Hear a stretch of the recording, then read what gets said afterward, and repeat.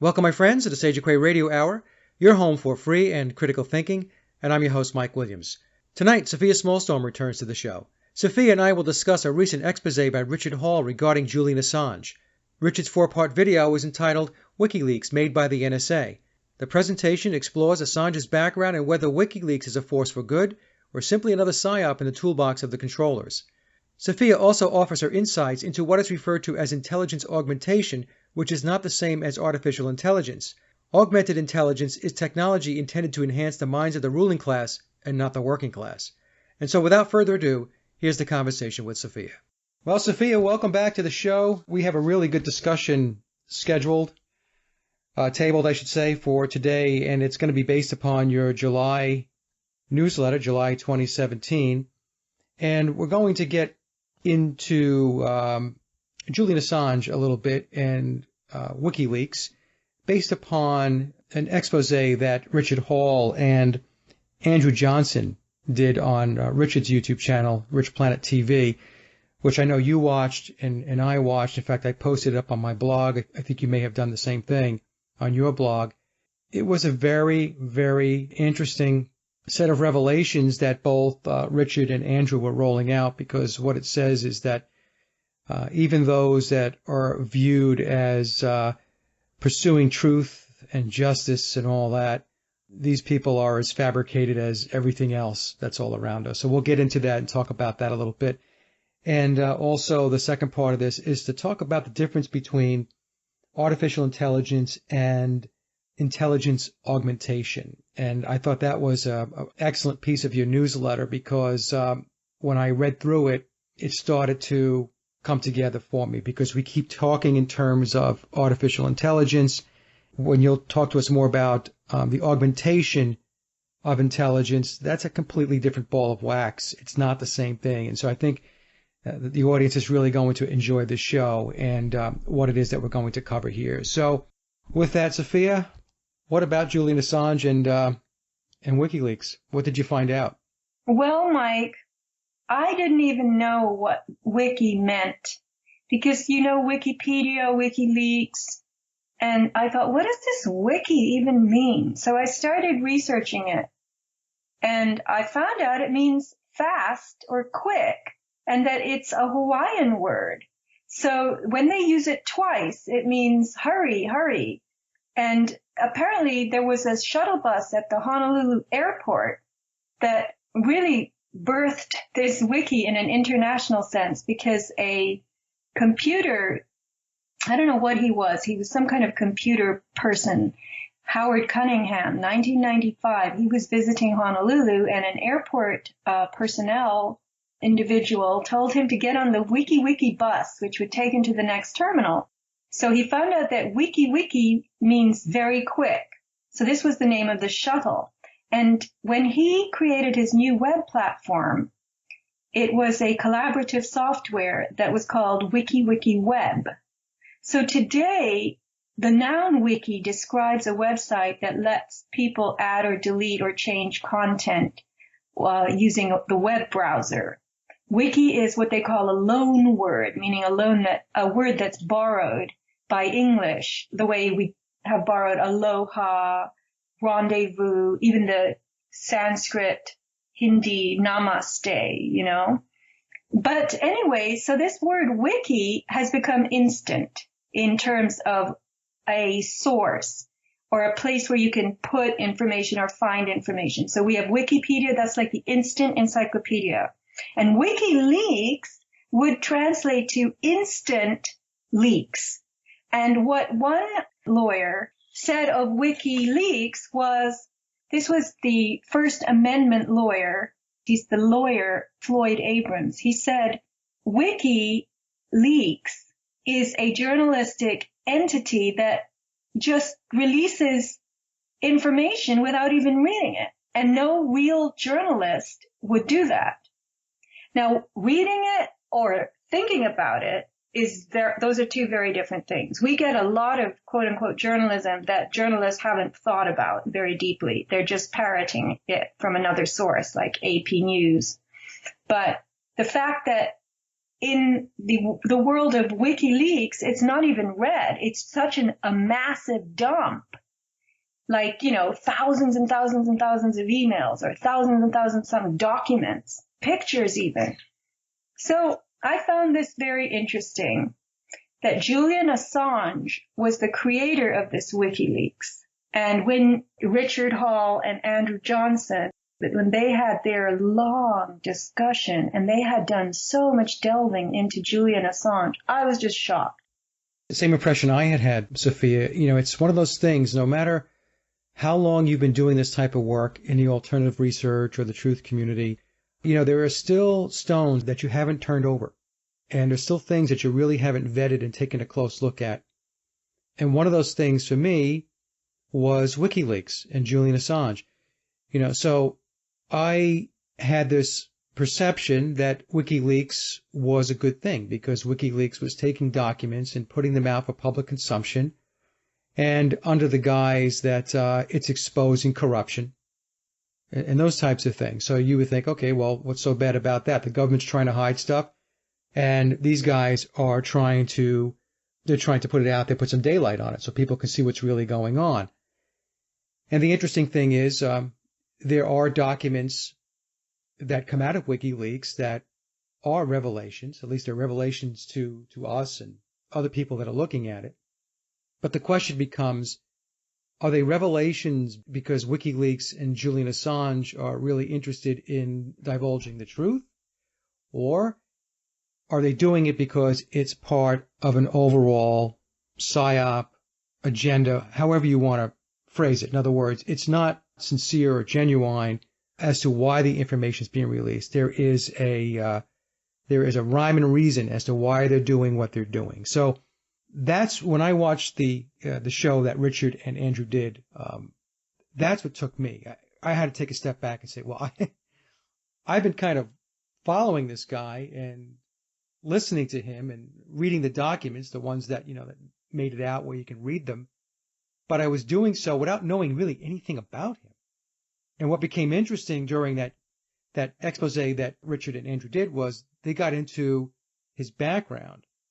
And as they dug in, you started to realize, at least I started to realize, I know you did also, that, we probably should question a few things here. I mean, that was my takeaway from it. If we even know those things, Mike, and if you don't know something, how can you question it? You just question your sense, and I always had a sense of like, what is WikiLeaks? Where did it come from? How did this suddenly appear on the map? Because I hadn't really even given it much thought, maybe not even heard about it a whole lot before the Podesta thing, right? Yeah. Podesta email dump. But I just want to read from Wikipedia some information about WikiLeaks. Now, WikiLeaks and Wikipedia are supposedly not affiliated, but if you go high enough up on the pyramid, I would bet you anything they are. Okay? So, this is what Wikipedia says about WikiLeaks. Another of the organization's goals is to ensure that journalists and whistleblowers are not prosecuted for emailing sensitive information or classified documents. The online Dropbox is described by the WikiLeaks website as an innovative, secure, and anonymous way for sources to leak information to WikiLeaks journalists. In the United States, the leaking of some documents may be legally protected. The U.S. Supreme Court has ruled that the Constitution guarantees anonymity, at least in the context of political discourse. Author and journalist Whitley Strieber has spoken about the benefits of the WikiLeaks project, noting that, quote, leaking a government document can mean jail, but jail sentences for this can be fairly short. The thing is, how did Julian Assange's and WikiLeaks' entire apparatus come into play? They have secured servers, they're operating over here, they're protected by this country's laws and so on. But how did all of this come together? It calls into question, again, who is this guy? Where did he come from? Who was he working with? Who was he backed by? How did all of this come together? The whole thing is at a point where we really have to question everything. Mike, this is where I use the term artificial intelligence for what we get from WikiLeaks, because WikiLeaks, I'm not talking about artificial intelligence in the conventional sense. I'm talking about it's intel that's given to us purposely, right? Right. So the dump of this, enormous quantity of information that they then put out there so that all the conspiracy theorists can jump into this huge heap and scramble around and get these little pieces and those little pieces and make YouTubes and argue with each other. This is what it's about. So WikiLeaks in the beginning was hosted by this Swedish company, PRQ, which provided highly secure, no questions asked hosting services. And then there were a bunch of cyber attacks on it, and it switched to Amazon servers. Amazon. Like, could you go and get on Amazon servers? Or could I? No. I guess you have to know Jeff Bezos for that, right? And then it got booted off because it didn't follow Amazon's terms of service, which calls for owning or controlling all of the rights to the posted content, and that the content doesn't cause injury to any person or entity. Now it's back in Sweden and other countries. It's mainly hosted by Bahnhof, Bahnhof,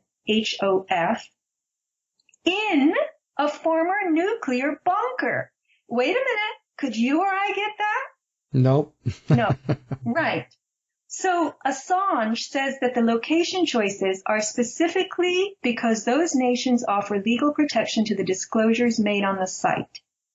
And the Swedish Constitution in particular gives information providers total legal protection. So these laws make it difficult for authorities to eliminate WikiLeaks. And it's also termed they've got bulletproof hosting. So, Assange was a computer programmer by trade, we're told, but in his teens, he became an agile hacker.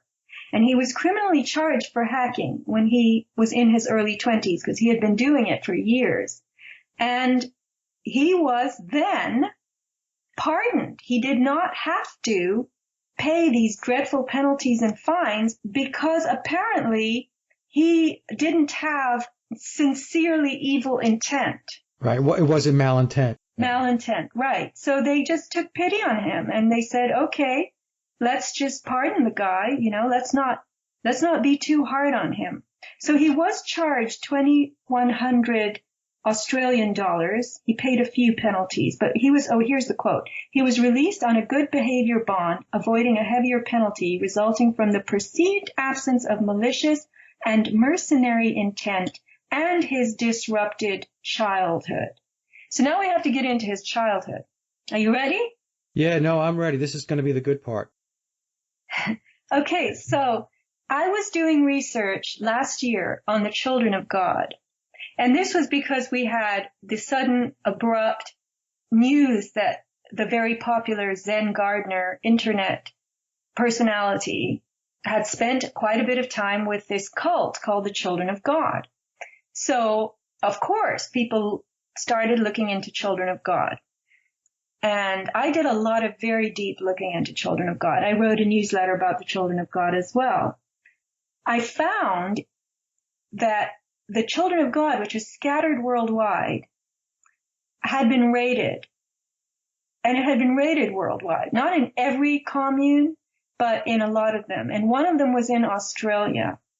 So the Australian Children of God is also known as the family. They switched their names. They've gone through a number of names because they've gotten very bad press for these abuse of children, which includes pedophilia and physical abuse, mind control, conditions and situations of extreme deprivation.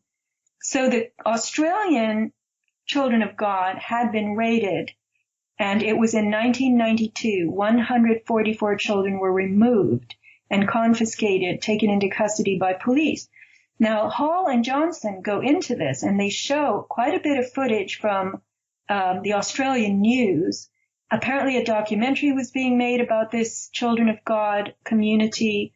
It was headed by the very glamorous Anne Hamilton Byrne, who looked like a movie star, and she claimed she loved children, and she would present photos of the children in her commune all dressed with bows and ribbons, and they looked so, spruced up and shiny, apple-cheeked.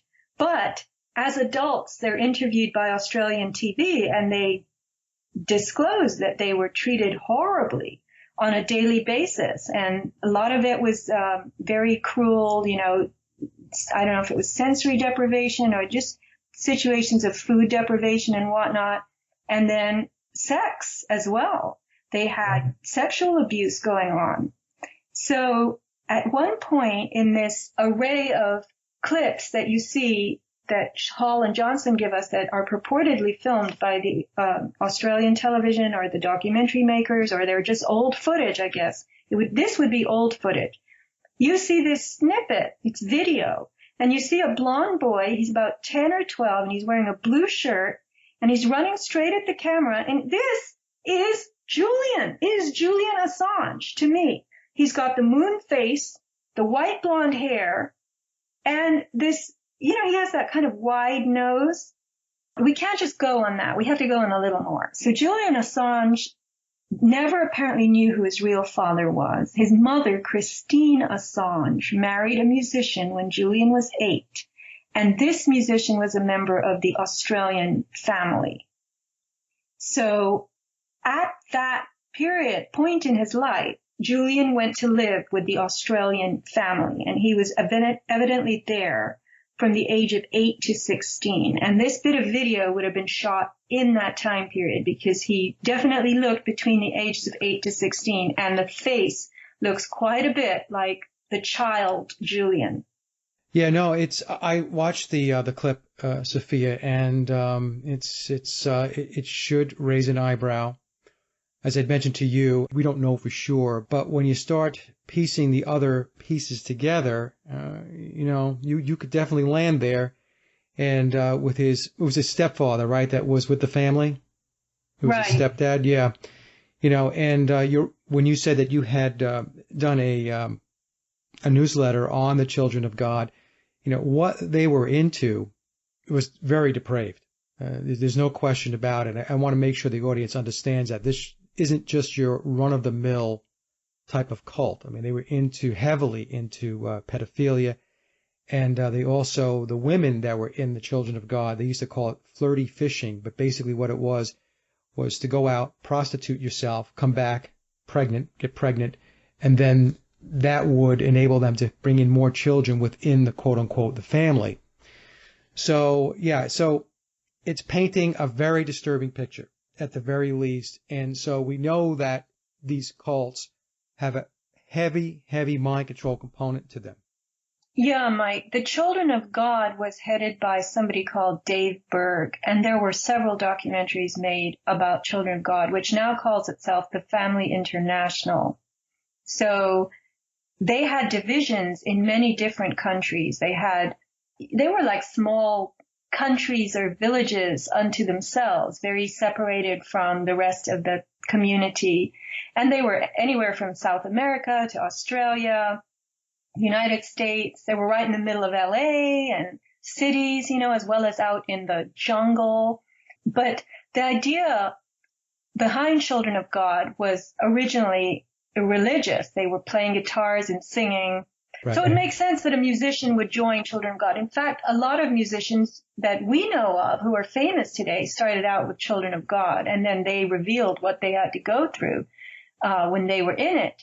But regardless, there were sub-leaders of these divisions of the family, and this Anne Hamilton Byrne, was evidently the star personality. This is the whole thing. They have these charismatic leaders who are often beautiful, and people hang on the hems of beautiful people, right? And hang on their words. So Julian was a teenager when he was with Children of God in a very, very vulnerable time of his life. When you're 12, 13, 14, 15, 16 years old, you can be shaped in all kinds of ways. So I then found out that there are all these gaps in his career. You don't know where he worked from this year to that year, and Hall goes through this, Hall and Johnson, he claims, Julian, that his code that he wrote is in all the Apple products, yet Apple has never said any such thing. So you don't really know what he did, for instance, between 1999 and 2006. But we do know that at one time, Julian was attending Melbourne University, which is in Australia, Melbourne, Australia, and he was a graduate student in mathematics, so he's obviously quite a whiz at numbers, right? But he was being funded with other graduate students at Melbourne University by the NSA and DARPA, and he was put to work on refining something, I think this is a cover story, called Grizzly Plow, which was a military bulldozer used in Operation Desert Storm in the 1991 Gulf War. So Grizzly Plow was designed to chug through sand fronted with barbed wire and bury enemy soldiers alive.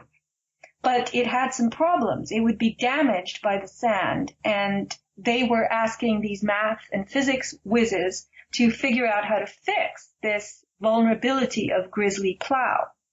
And now we hear from Assange that, well, he got disillusioned working on this kind of project and helping, military with killing people, presumably. So burying them alive, yeah. That's probably would make me a little disillusioned too, but go ahead. But if that's the case, it makes a good cover story.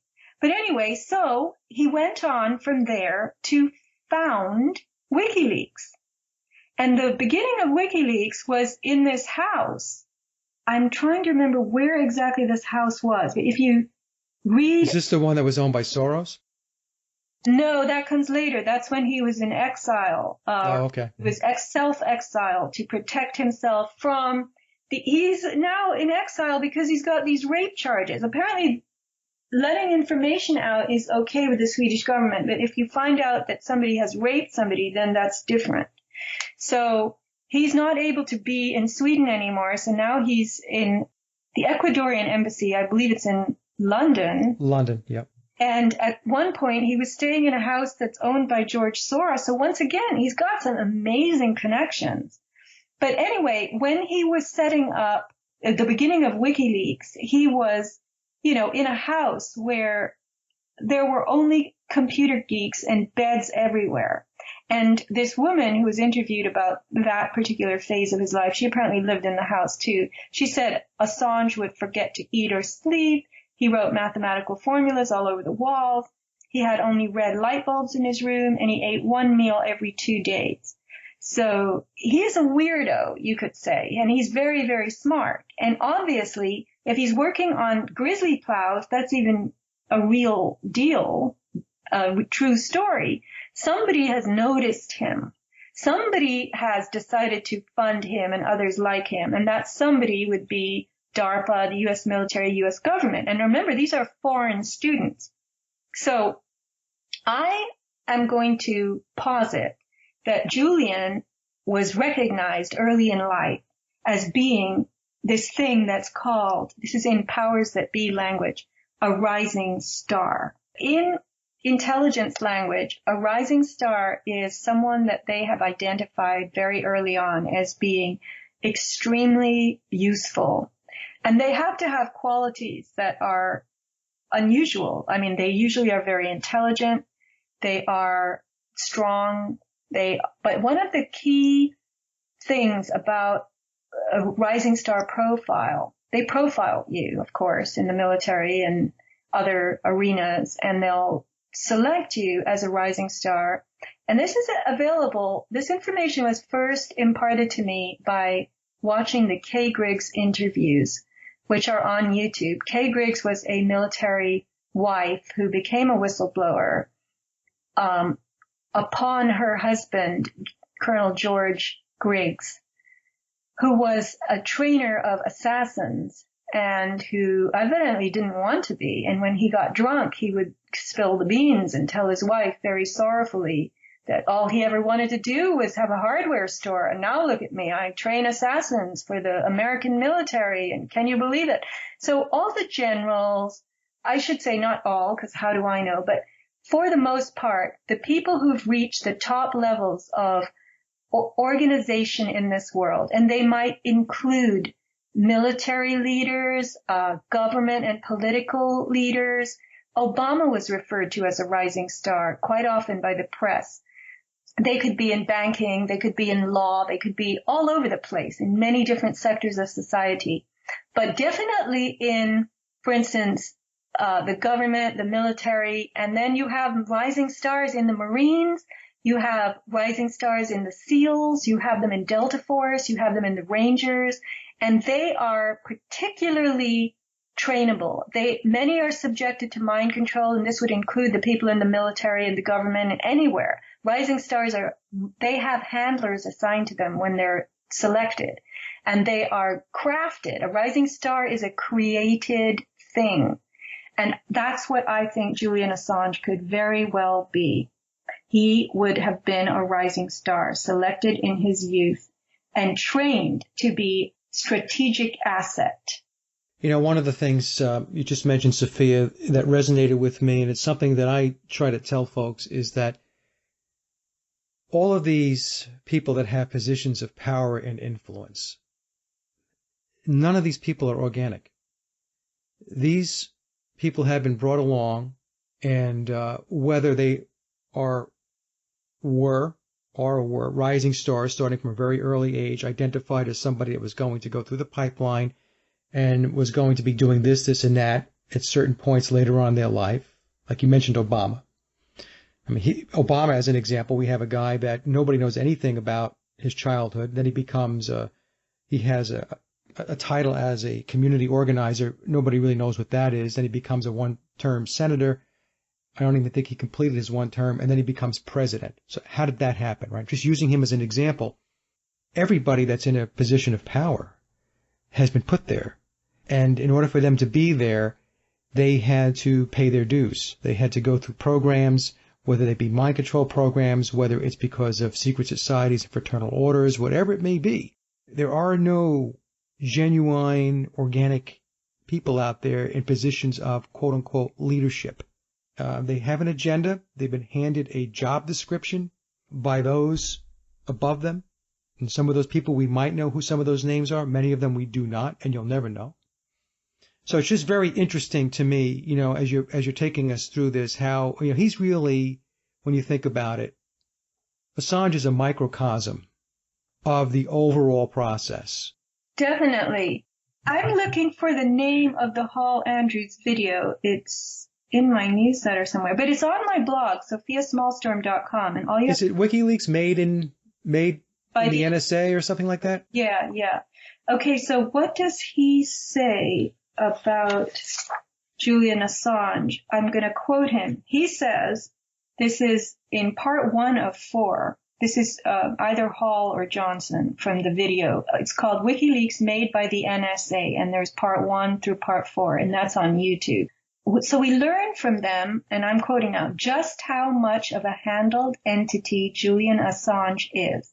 Assange is not an independent activist, but is chauffeured around by establishment handlers. He is not a wanted criminal. He is not being given asylum. He is not a whistleblower. He's not an advocate of freedom of information. He is an intelligence-created tool being used to front one of the biggest psyops currently in operation on this planet. WikiLeaks is funded and supported by globalists who are using it for a number of agendas. Well, that about sums it up. I don't know how much more I can add on to that. I think they hit the nail right on the head, Sofia. He is an intelligence operative and asset.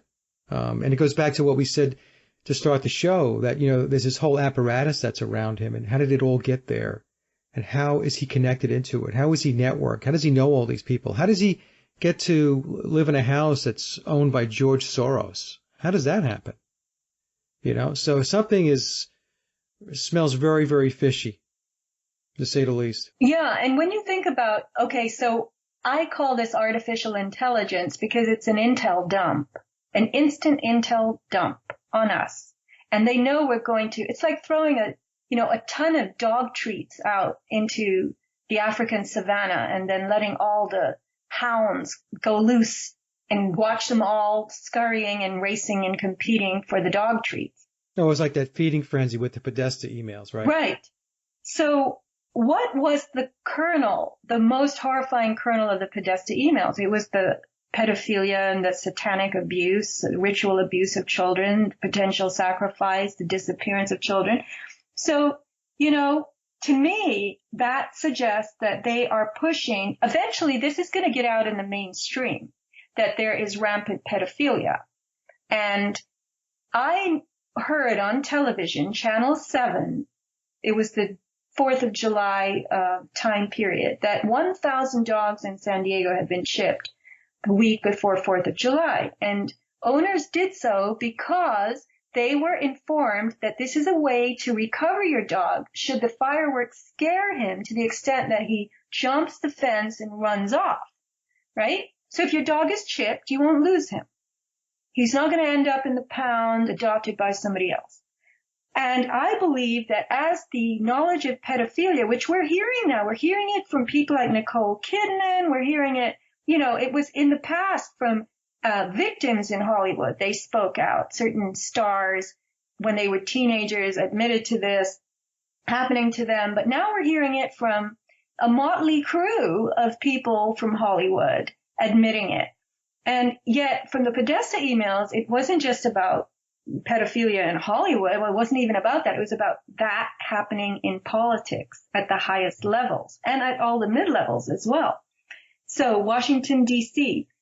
So I think this is going to encourage, or induce is a better word, the mainstream parent pool to chip their children. Because if you chip your child, a black tinted window car is not going to be able to pull up while he's on his way to school, or getting off the school bus, and whisk your child away behind the tinted windows and take him off somewhere to Bohemian Grove where he's put in, these camps, and these CEOs do these terrible things to him, and you will never hear of him again.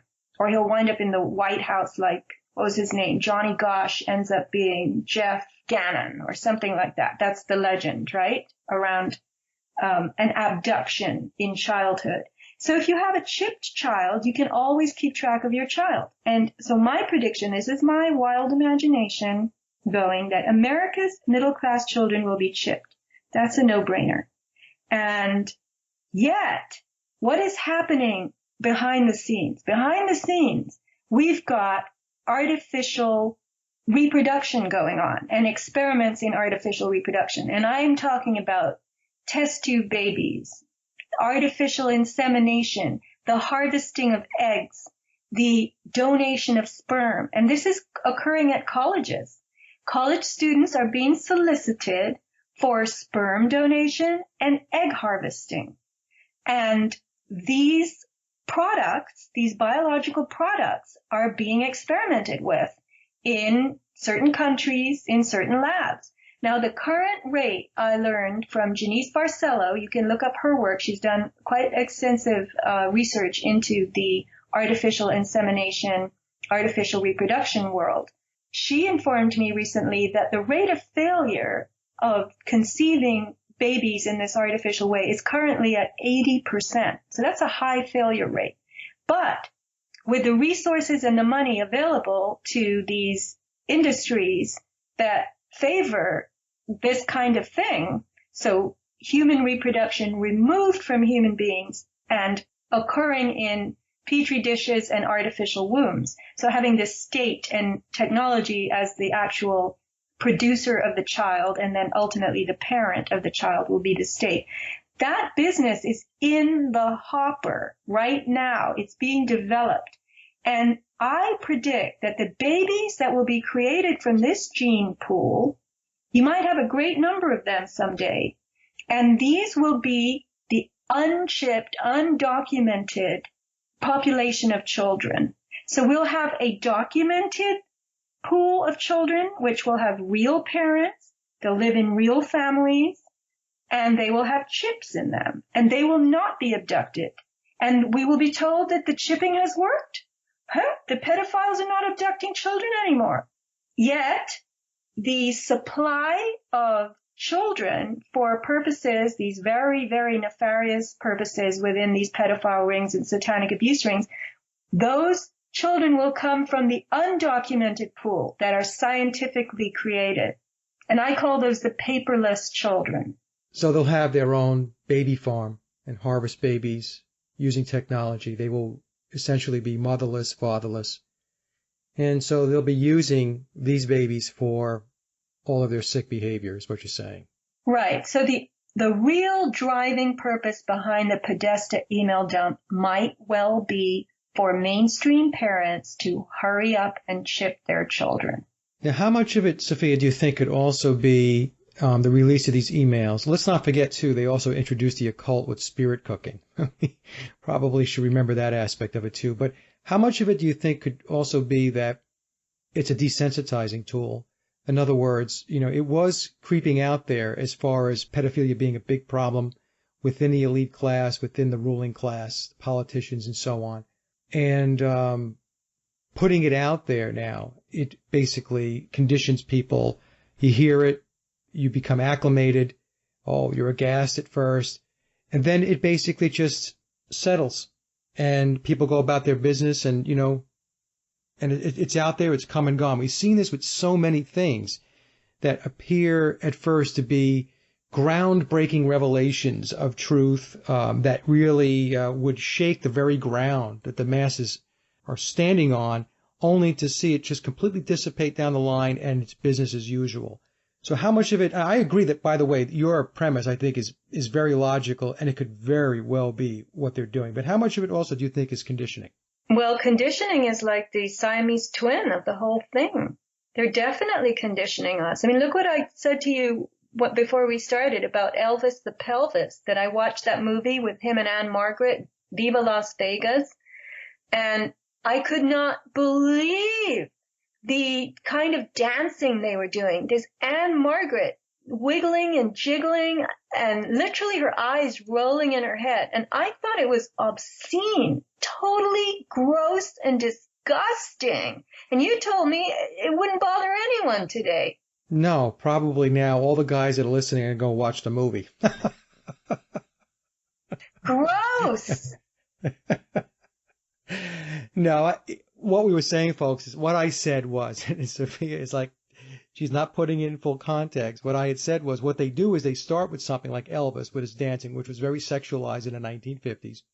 And because of the advent of television, they pumped it into everybody's living rooms. Of course, the older generation, the parents at that time, were losing their minds over this. What the heck's going on? Look at this guy. He's gyrating around, and you got Anne Margaret jiggling on film in Viva Las Vegas. But the thing is, what they do is they put that out there, and then they move to the next level of shock and awe, right? And then what occurred before that becomes normalized. People become conditioned to it, so it's not as shocking anymore. So, and we take a look at Elvis going back into the 1950s. I think it's when he did a lot of his movies, right, the late 50s into the early 60s. Fast forward 50 years now, and we take a look at what's going on now. That was my point. And then when you look at his movie like Viva Las Vegas, you're thinking, well, all right, I could see where it would have been disturbing back in the 1950s or the 60s, but look at what we've got today. So the point I'm making is that they keep stepping it up, right? They keep making it more and more outrageous, and people are becoming more and more conditioned to the outrageous. Right, because what followed the gross dancing of Viva Las Vegas was Woodstock. Now, they're not dancing necessarily, they are, but they're having sex out in the open, and they're rolling in feces and piss and all this, and it's raining, and they talk about gross, that's gross. And drugs. And drugs. Right. So that's a step up from a simple movie with somebody jiggling her boobs and butt, and Elvis flipping his stupid bangs, and he had 4-inch heels on, I want you to know. And they never filmed his feet. They avoided showing his high heels as often as they could, because he was short, I bet. Well, it sounds to me like you are not an Elvis fan. We talked about this earlier, too, before the show. Elvis was, in all likelihood, another one of these, maybe a rising star, another one that was identified very early on in his life. Most likely he was in some kind of government program, could be a mind control program. So we have another example where somebody was brought along. I mean, that's possible, right? It's possible. And mascara. his eyelashes all pinched together. Nobody's eyelashes are like that. I'm going to stop now because I'm going to do more work into Elvis. But you're exactly right. It's all about conditioning. And when the parents chip their children, just as they're chipping their dogs now, they're going to say, I'm not worried about pedophilia. Not my kid. She's got a chip. We can always keep track of her. In fact, there might be a way to telephone you through your chip someday. You know? Yeah. Your chip will ring and the child will signal back to its parent through its brain. Or the chip will reveal on a little iPhone exactly where the child is. Talk about no privacy. No, I mean, the technology is all out there. As an example, you and I, we've talked about this a little bit. I think we shared some YouTube clips offline where there are companies today that are chipping their employees, and employees are voluntarily chipping so that they can open the door at work by just putting their hand up to the sensor, or being able to buy something out of the vending machine. This is ridiculous. The biggest problem that we have, and what's really most mind-boggling, Sofia, is there are people that see nothing wrong with this, and they just sign up for it. It's like, wait, well, are you kidding me? Instead of using my badge to go in and out to get to the printer room in my office, I could just raise my hand. Who wouldn't want to do that? It boggles my mind. Mike, I just want you to know that there was a phase in my life when I was a darkroom printer for photographers. And I had one hand for fixer and one hand for developer. I should have said it the other way. One hand for developer and one hand for fixer. I didn't use gloves. I was very fast. I loved doing it. I kept my hands in the right bowls, and my left hand turned bright yellow for a long time. And I remember my uncle looking at it once, and he said, "Why is your hand that color?" I said, "Oh, it must be the developer." And he said, "Why are you not wearing gloves?" I said, "Why do I need gloves?" And I literally thought that I was invincible in that regard, that I could dump my hands in these toxic chemicals and make these beautiful photographs appear, because I was struck by the beauty of the photos. I didn't want to waste time on tongs, and fumble around. My hands were better. I knew exactly when to pull, when to stop. I knew how fast it was going to develop afterwards, even because it does. And I loved it. It was like in my blood. So I can understand why. And it was literally going in my blood. I can understand why people would not put a fence up against technology. Because when you're young, you're into the ability to do something. You're into the technology. Yeah. Yeah. I'm not against technology. I think that technology is great, as long as the technology is being used for the betterment of humanity. The problem that we have is that in very few cases is it being used for the betterment of humanity. It's always disguised that. But, you don't have to dig too deep to figure out that there is a bunch of not so good things and nefarious things that are really lying underneath the covers. But I understand your point. In your July newsletter, you talk about artificial intelligence and then also intelligence augmentation. And these are two different concepts. So if you could take the audience through this, because I thought this part of the newsletter was just terrific. Because as I was reading it, I was thinking to myself, that's exactly what's going on. Yeah, Mike, I worked the subject of artificial intelligence into, I think it was the last show I did with you, but I hadn't stumbled into this article. And I have to say that the way that you just walk into stuff when it fits perfectly with what you've just learned recently or just been into recently or talked about. So I use the term artificial intelligence for the WikiLeaks form of giving us information. That's intel, right? It's a planned instantaneous dump of inside information. The way that artificial intelligence is used colloquially is about technology. It's futurism, that one day machines will possibly be smarter than we are, and the presumption is we built the machine, so now they're going to race ahead of us. But people like Peter Thiel, Ray Kurzweil, Elon Musk is, I think, taking the position that this could be a dangerous thing, whereas Ray Kurzweil is saying, oh no, I can't wait till it happens. This future of AI is apparently only half of the scene. The other half of the picture, or the other side of the fence, you could say, is IA. And I had never heard of IA. So this was a surprise to me. And apparently these subjects are two different sides of a debate or a coin in the high-tech engineering world. So they each have their adherents, and their adherents are always at odds with one another and arguing. So one side is interested in automating the human experience. The other side wants to augment human intelligence, and both are going to do this with technology. So AI is the world of artificial intelligence, which is an automation or machine technological replication of what humans can do. So effectively, to make robots that can do and be as humans are. So replace humans in a way, in a sense? In other words, AI would be a replacement of humans? AI seeks to copy and mimic and recreate what humans do. That's automation of the human experience, mechanization of the human experience. And what that is going to do ultimately is replace humans in the workplace, because there's more and more mechanization that can now do what humans used to do. So yes, the danger of AI is that it will crowd us out. And when we talk about the singularity, the day when it's something, around the mid-century now, they project that the marriage of man with machine, that's actually not AI. I used to think that was AI, but it's not. That's really IA, the augmentation, meaning the enhancement of human intelligence, human capability with the assistance of, or the addition of technology. And so these are contrasting ideals. So IA, though, it would seem to me that it would be reserved for a select group. In other words, not everybody is going to be intelligence augmented.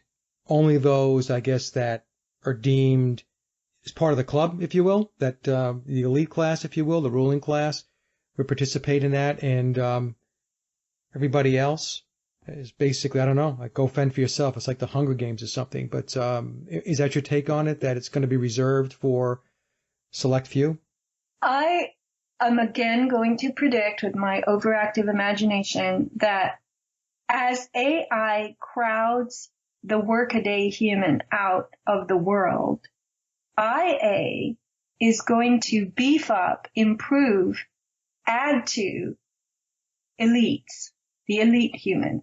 So the interest is to crowd us out so that we are rendered obsolete, unworthy of our keep, of the food we eat, the space we take up, unsustainable.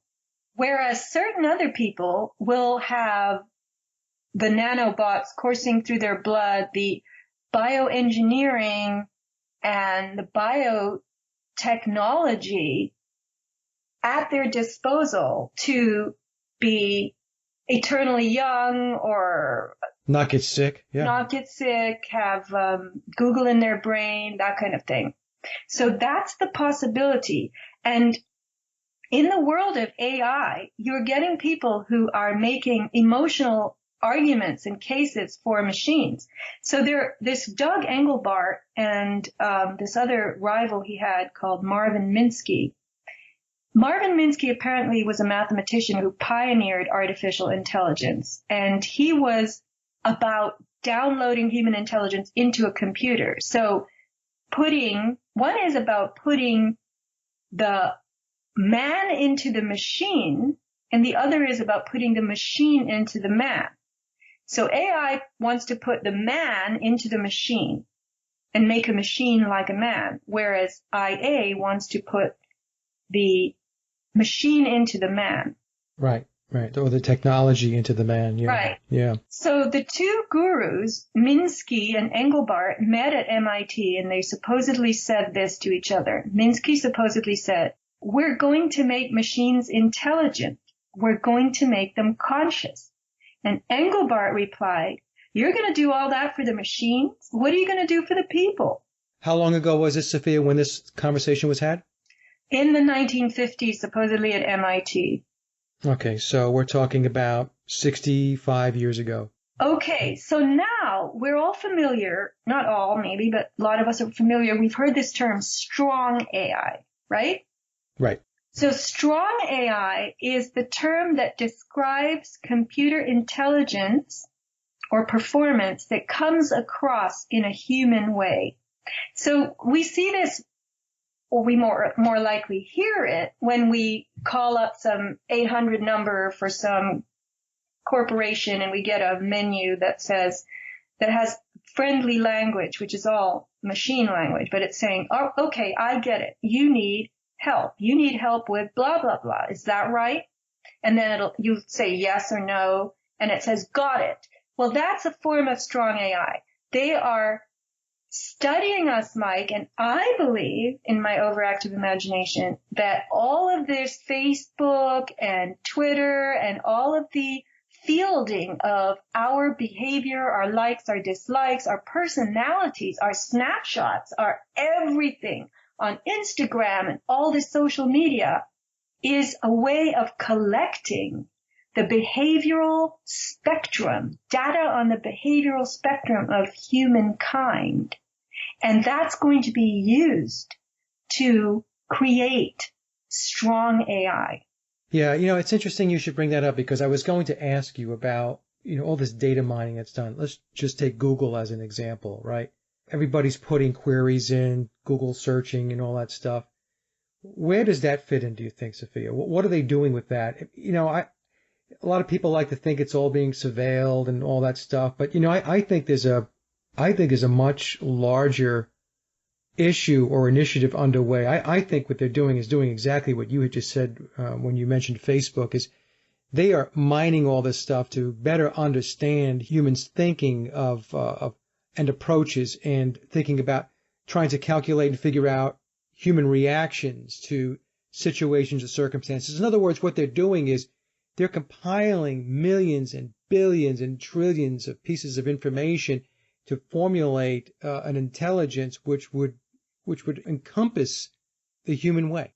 To build a strong AI, a machine intelligence, in our imitation. To imitate us, to recreate, replicate the whole panoramic spectrum of human behavior with machines. That's the real utility of the social media universe. And remember that they have immense computing resources, and they will put those to work. They are putting those to work, studying everything they can pluck off social media, because that's how we communicate primarily today. Since when do we get together and take a walk in the park and have a chat? Yeah. So what happens to the folks that don't have the opportunity to have their intelligence augmented, the technology to help to augment their capabilities, their humanity, their thinking, their brain, and all that stuff? What happens to those that don't get that upgrade? Well, right now, that's the greater proportion of humanity that's not slated for improvement. And remember that we are suffering the effects of a huge array of assaults. Our bodies are declining. Our biology is collapsing. Our health is waning. Our thinking, our self-preservation instincts are collapsing on themselves also, right? So I foresee that the bulk of humanity is going to be greatly reduced. Take a look at the Georgia Guidestones. And as that reduction takes place, there's going to be a boiling down. When they talk about culling, as I've said many, many times before, culling is a selection process, but it's a biological selection process. So as the biology of many living forms starts to capsize and many individuals within species die. Right now, our death our life expectancy is falling. We're living in a death culture. And we've got the trappings of that all around us with the satanic themes and whatnot. You know how even with cancer survivors, you hear all this survivor. He's a survivor. What's the opposite? Somebody who doesn't survive, somebody who dies. So just by using that word, the very inference behind that word is that there's death. Death is the flip side of surviving. So that's why they call these people all survivors, because they haven't died. And so we're in this death culture, which is being enhanced and built and what's the word I want? Embellished constantly. And the day will come when there won't be very many quote unquote survivors of these biological assaults that we're all having to weather at this time. And they will be so boiled down, Mike, that they will be a prototypical form in and of themselves. And at that point, it could be that they get augmentation in terms of some kind of technology to make them the proper slave form that has been envisioned in the first place. So what happens, Sofia, to everything today revolves around commerce. Everything's commerce, consumerism. So these companies, Amazon as an example, pick on Amazon. The only reason why they're there is because it's a system of commerce and people go there, they spend their money and so on. So at the end of the day, and I don't know how long this is going to take, right? So it could be 20 years, 30 years, 40 years, 100 years from now. What happens to all of these companies? I mean, do they just stop using a system of commerce? Do the elites or the ruling class say, we don't need it anymore? We don't have all these people out there. We don't have all these consumers out there anymore because we've eradicated that problem or that aspect of it. So does the whole, in your view, down the line, does the whole model then change? That's what I'm trying to get my head wrapped around. I think, Mike, that Amazon isn't just existing because of commerce. It has a bigger aim, which is to drive out small suppliers, small vendors, like me, for instance. Yeah. Amazon is going to use drones now. I put a video on my blog of this portly man in Britain in the countryside who orders, I don't know what it is, dog biscuits or something off Amazon, and then he toddles out to his backyard and a drone is bringing him a shoebox kind of thing with his stuff that he just bought 30 minutes ago. And the drones fly at 400 feet and they deposit this package in your backyard and you waddle out to pick it up. And this is the new world. You're going to look up and you're going to see the sky full of not just chemtrails, thank you, but drones from Amazon. And you won't have to go anywhere and you'll just get fatter and fatter and dumber. But what happens when the waddling guy doesn't exist anymore? Amazon has nothing to deliver because that base of people who are buying stuff are not there anymore, or it's so small that it becomes not profitable, or there's no reason to be in business anymore. I mean, do you see it going in that direction, and then they break out an entirely new model for society that is, obviously it's to the benefit of the ruling class? There will always be somebody left because they need somebody to rule and they need somebody to work for them. Now, at one time, I predicted that they would use human biology to power technology through the piezoelectric, the donation of movement that is now considered wasted movement. Like you, I'm looking at you on video and you're blinking. Stop it. This is a waste of energy. But the day will come when your blinking will be harnessed and it will be put into a battery attached to your pant leg that will also be harnessing the venous return, the humming and thrumming of breathing and muscle movement and all kinds of vibrations that your body is putting out, and you will have created this many kilowatts by the end of the day. And they're going to stick our energy source behind technology. So they're going to want humans because we're a free source of energy and we'll be a free source of labor, and there will be some boiled down human beings left, and Amazon or whatever it's going to be called at that point will be the supply chain. We will not have the privilege of getting in our car and going to the mall and choosing what we want. We will have it dumped on our heads. We might need a little bit of food or food-like substances. They might be completely artificially created energy drinks that we suck, that are piped IV into us, but it will be delivered by the supply chain that Amazon will have been the precursor for. So the elites want to be the enhanced ones, the truly enhanced ones, and we will be made into the echt robot slave. We will be some amalgam, some joinder of what is left of human biology, not human being. The being will be gone, and machine form. And we will work. We will enjoy working. We will love our little pink or orange formula that we drink through our vein. Do I blink too much? Is that what you were telling me? No, I'm just saying they consider this wasted motion. I know.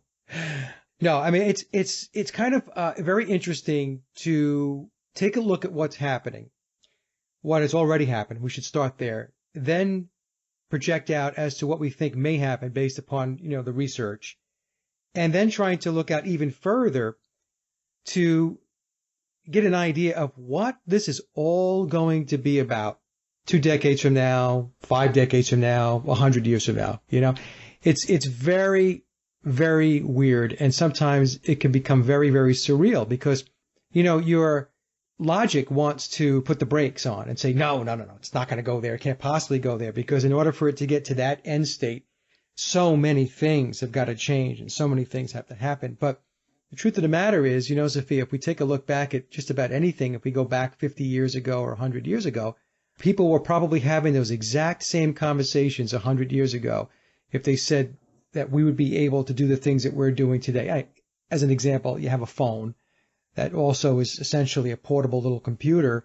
And if that was explained to somebody back in the early 1900s, they would say, get out of here. That's not going to happen. You're crazy. That's science fiction stuff. That's never going to happen. You know what would have to happen between now and then to have that type of device, and they would just shrug it off.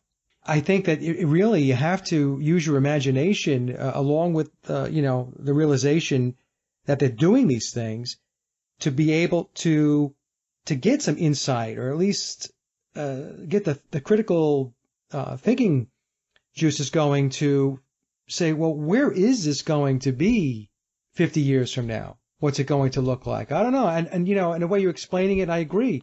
I mean, it's really not going to be a good thing. I mean, it's going to be a good thing for a select few, but for everybody else, it's not going to be so good. Listen, I went to the gym, which I don't do very often in the summertime.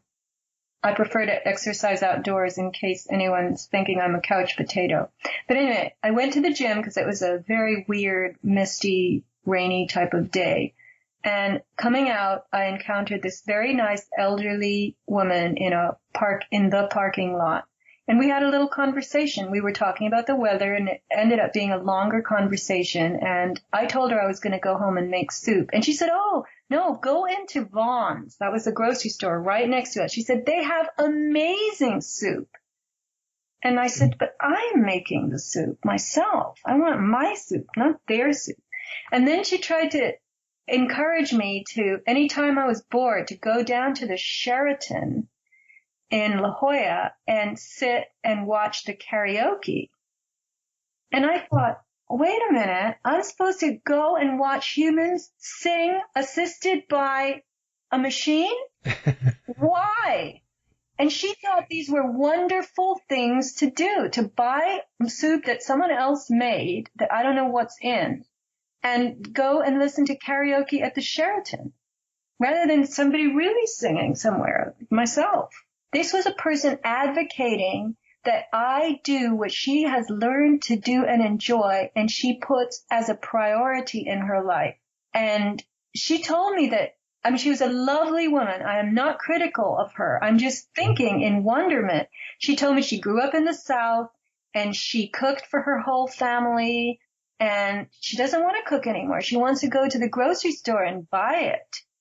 And she would rather, all her children were singers growing up, but she would rather go and listen to people singing through this karaoke machine or with it which there's voice enhancement in that particular kind of rendition. You know, it's not just you singing out on your own speed or out of your own larynx. It's the machine improves your singing, so you sound like you're good. You sound better, yeah, auto-tune. It's called auto-tune, yeah. So, but that's what I'm saying. I'm saying that already we're seeing people who like this and prefer it, and it's completely, you know, acceptable to them. They're encouraging other people to do it. Yeah, no, I get it, Sophia. I do, you know, and like you said, you know, we're not picking on anybody because God knows I know people and I love them. I do. And I know that they got their head set in the matrix. The thing is, they don't know it. That's the most frustrating aspect of it is that people fall into a routine or they fall into an existence and they don't understand where it is that they're operating. They don't understand that they're being manipulated is how I probably should phrase it, and that they're being steered. That's really the brilliant part of the wickedness of the system that's in place is that people are unaware of their slavery. They're unaware of the fact that they're shackled. And so, you know, it's very difficult. Like I said, most folks are in that space. And so you can't beat them up for it. All you can do is do the things that you and I are doing and many others are doing is try to talk about it. And hopefully they listen to a radio show or they read a blog or whatever. And maybe it just sets a little spark off for them and and they'll pay more attention and they'll figure things out. But man, I'll tell you what, for most people though, it's never going to get there. Look, I did a trade with a friend who's going to send me something that he has upgraded, a piece of technology, okay? And he's shipping it to me, and I am going to be the happy recipient, because I don't have to go out and buy one now. And he asked for products in exchange. I said, okay, no problem. That's easy. And he wrote me an email today to tell me that my package was on the way, but he had been taking Restore, and it has done nothing for him, so don't send any more. And I wrote back, I said, no, you have to keep taking it. You just give it a chance. Finish the bottle. We're going back to Restore, which we're probably going to do in every show. And I'm horrified that I haven't succeeded in explaining to him why this is so important. And he's actually turning down an opportunity to get more when he could get more. Was he looking to get better about something? In other words, did he have a health issue or what was he taking Restore for? I sent it to him because I am telling everyone I care about that this is a very important thing to take. And by the way, I'm watching a documentary series called GMOs Revealed. This is 9 episodes, I think, and it's going to be aired on YouTube, GMOs Revealed, for 24 hours at a time. So I don't know when you're going to be able to post this, but people could go and buy the set, I imagine. And Zachary Bush, the whole brain behind Restore, is in it. And in episode 1, he has a very long bit. He's in 6 episodes. And I'm learning all about glyphosate, way more than I ever learned from previous interviews with him. But the thing is this, Mike, it takes so much energy and effort to explain to the average mainstream person, the person who's been conditioned into being blind and even self-destructive. You cannot explain Restore in even 5 minutes. Right? Yeah. And you send somebody a bottle and they're so out of it. They're so out of touch with their own body that they can't even tell that this is doing any good, or they don't give it a chance because they want to have, some opiate type feeling from it the first time they take a swig of it. But this is what they expect. They expect an instant gratification or instant results, instantaneous results, and they don't want to be a follower of this logic if just because there is a profound basis for why you should be taking it long term. They don't want to hear it. They don't want to hear it. Well, that's because we live in a society of instant gratification, right? They're so used to, Sophia, they're not used to investing in themselves. In fact, very few people invest in themselves. And what I mean by investing, folks, is taking care of yourself, taking care of your body, taking care of your mind, eating the right foods, nutrition, those types of things. And so people, they're not focused on that. Their idea of taking care of your mind and body is if I don't feel good, go to the doctor, they'll prescribe me a pill. That's instant gratification. Oh, just take the pill, you'll feel better. So I completely get what you're saying. I know some friends, and one of the spouses has become ill, very ill. I had talked to them about, look, you should try Restore. Give it a shot. Sent them the information over with a couple of other pieces of information. Didn't hear back about Restore and a lot of the other stuff I sent over. They got back to me on one thing, and 4 other things were basically left off the table as far as not being discussed. That was their way of saying, thank you, but no thank you. You can't get people to stop for a moment and to look at what they should look at. It's like I always tell people, if I send you something, and not that I'm a genius, but there's a lot of stuff that I've looked into. If I send you something, I've looked at it, and it might be worth your while to have your own look at it and research it a little bit. But I don't know. That's why, I've always said we do these shows, Sofia, and we have a niche audience, and I know that we have a niche audience, and I know, I've had this discussion with you before, and you keep telling me keep going, Mike, but that's part of the whole deal. I mean, it's just the way it is. There's going to be that small segment of people that are going to take the ball and run with it, and there's going to be a whole lot of other people that don't even know the ball exists, and that's what we're dealing with most of the time. People who don't know the ball exists. Right. Well, as far as I can tell, Restore is my new thing, and I'm going to mention it in all my shows with you. I just want people to know that a lot of people bought it from my first show with you that I did about Restore in great detail. And I do have bulk pricing now for it for listeners and your friends if you're interested. But you have to email me for that. And if you go to avatarproducts.com and you look at Restore, it will explain how you obtain the bulk pricing from me. So you have to inquire for it. I'm not allowed to post it. Are you getting feedback from folks that are using it saying that they've noticed a difference? They've gotten healthier, they feel better. Are you getting that type of input?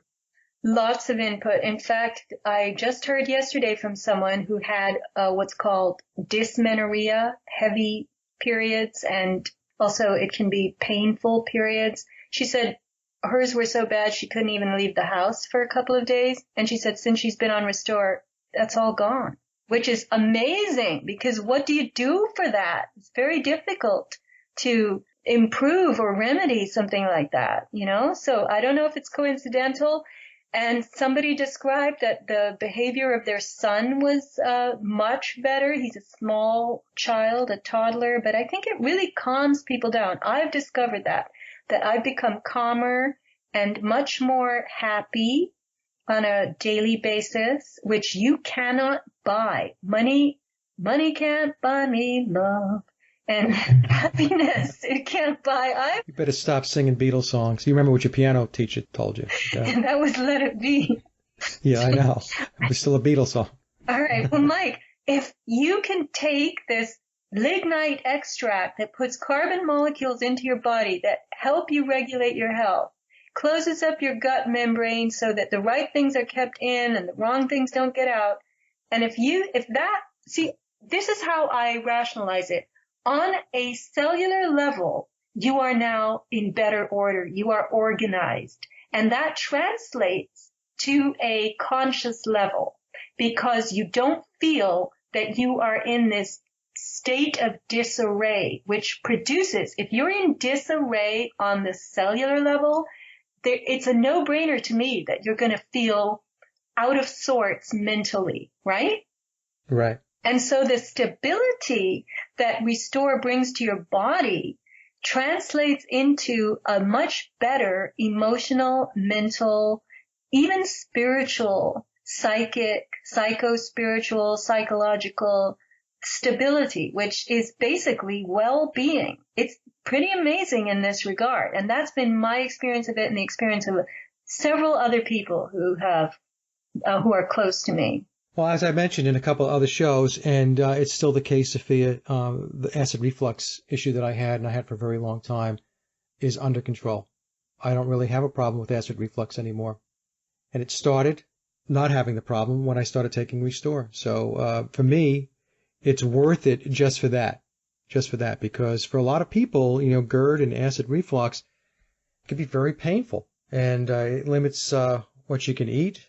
So you can go to bed at night sometimes, and you can wake up in the middle of the night with this burning sensation in your throat and in your chest and stuff. And so I know a lot of folks that suffer from it, and I've been trying to get them to at least take a look at it and try it.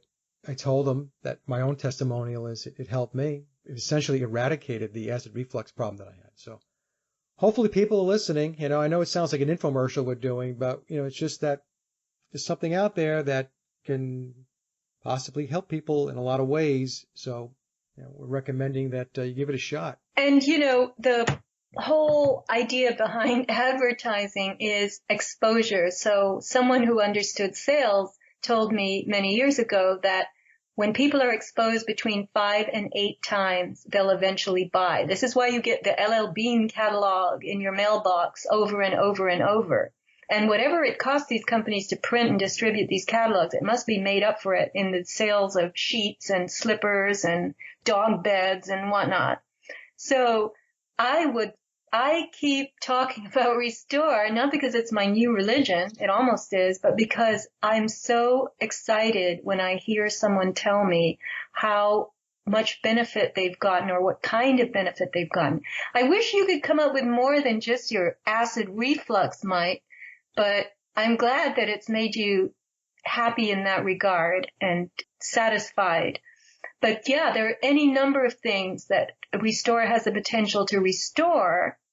Now, this isn't medical advice. We're not speaking in curative terms. So you wish I was more medically broken? Is that what you're saying? I'm saying, isn't there anything else that it's done for you besides that?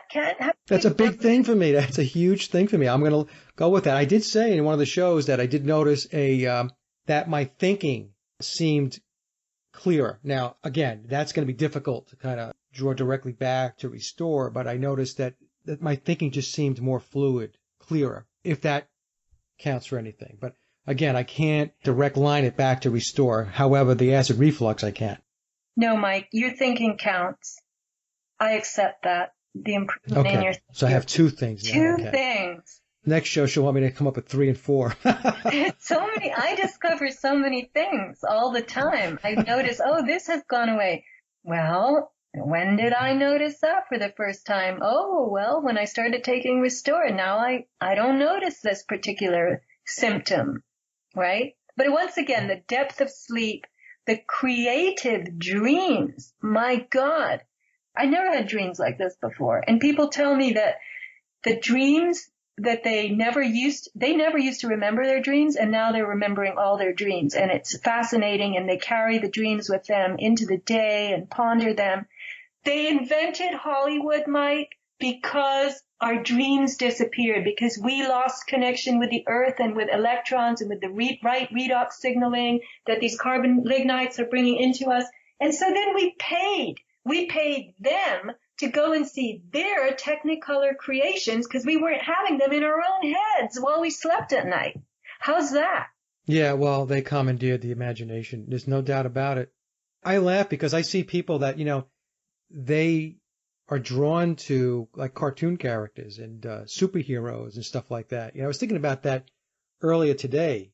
People that want to think they're Batman, or, they go to the gym and they're all bulked up and they wear Superman shirts. I'm like, dude, Superman's not real. But people want to associate with that. That's kind of their world, the whole world is kind of make believe, and it's a fantasy world. It's a cartoon world. I don't know. I think about that sometimes. You might think I'm weird for thinking like that, but I do think like that. No, that's why you're called a sage of Quay, because you are a sage. But that was very well put, what you said a minute or two ago. They've commandeered the imagination, and our imagination is extremely active. And I'm going to say this again. If the order that you feel consciously because of the order that you're getting on the cellular level, if that translates into a more stable, happy mindset, then what if the quality and the range and the creativity in your dreams translates into your own expressed creativity during the day, the creativity that you can commandeer, to use your word, yourself, that latent stuff that's been buried deep by all this artifice around us, the artificial entertainment that we have. If you can take the entertainment that you create within a 5-minute dream or a 10-minute dream that you have in the early morning because you're taking Restore, and that can be flipped into, parlayed into something that you generate in your daytime life that's creative and wondrous and in super color, because these dreams are so vivid. So what I'm trying to say is, if that vividness can translate into something you create in your own life, what about that? These are the kinds of things I'm noticing now. And you have to be on this stuff for a little while. This is my 4th month. But my gosh, you cannot buy changes like that in your life. No, and the problem is most people just don't believe those types of changes can actually take place. You know, it's a whole mindset that folks have that these types of benefits can't possibly exist. And they turn around, they say, because if it did exist, my doctor would tell me about it. That's the answer you would get, right? Well, not every doctor knows everything. I mean, I heard from Mercola the other day that something like 50% of dentists are no longer using amalgam fillings, which are very misleadingly called silver fillings. And then people are proud because they think they have silver in their mouth, because they used to have gold in their mouth, remember? Yeah. But it used to be something like 3% of dentists were eschewing the amalgam mercury containing fillings. And now 50%?